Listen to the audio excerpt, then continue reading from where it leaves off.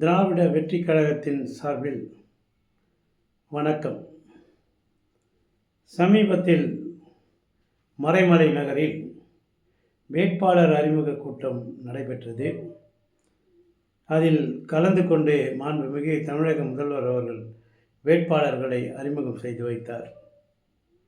அந்த கூட்டத்தில் அவர் பேசும்பொழுது, மனித இறப்பு என்பது தவிர்க்க இயலாது. நான் இறந்தாலும் எனது நலத்திட்டங்கள் தமிழ்நாட்டில் தொடரும் தொடரும் என்று முழக்கமாக தேர்தல் பிரச்சாரத்தில் பேசினார் மாண்புமிகு முதல்வர் அவர்கள். இந்த பேச்சு அனைவரின் மனதையும் உருக்குகின்ற வகையிலே இருந்தது என்பது குறிப்பிடத்தக்கது. ஒரு எதிர்க்கட்சி தலைவராக இருந்த எடப்பாடி பழனிசாமி அவர்கள், நாம் ஒரு எதிர்க்கட்சி தலைவராக பதவி வகித்தவர் என்பதை கூட மறந்து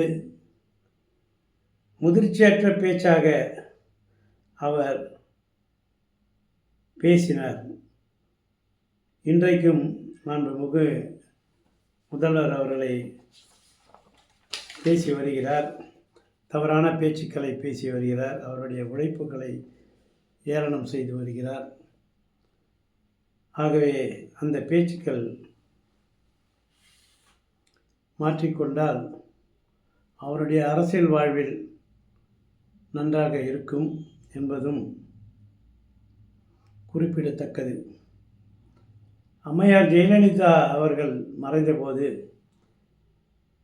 திரு ஸ்டாலின் அவர்கள் ஜெயலலிதா அவர்களுக்கு மலர் வளையம் வைத்துவிட்டு வெளியில் வந்து பத்திரிகையாளர்களை சந்திக்கிறார். சந்தித்தபோது ஜெயலலிதா அம்மையாருடைய மரணம் அவர்களை ஆள வேண்டாம் என்றுதான் நாங்கள் சொன்னோமே தவிர வாழ வேண்டாம் என்று நாங்கள் சொல்லவில்லை என்று முதிர்ச்சியோடு பேசினார். அதுதான் திராவிட பாரம்பரியத்தில் வந்த பேச்சுக்கள். ஐயா மு.க. ஸ்டாலின் அவர்கள் பேசியது 1976 மிசா சட்டத்தில் மாண்புமிகு முதல்வர் ஸ்டாலின் அவர்கள் கைதாகி கடும் சிறையில் இருந்தார்.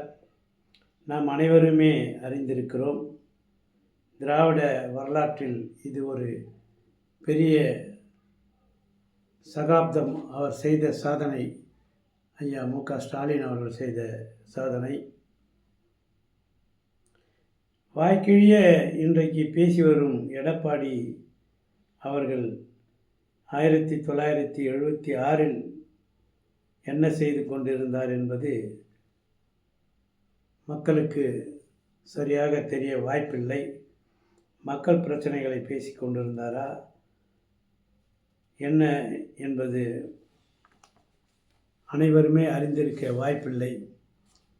அவர் முதல்வர் பதவி எப்படி பெற்றார், அந்த பதவி எப்படி வந்தது என்பதும் நாம் அனைவருமே அறிந்திருக்கிறோம்.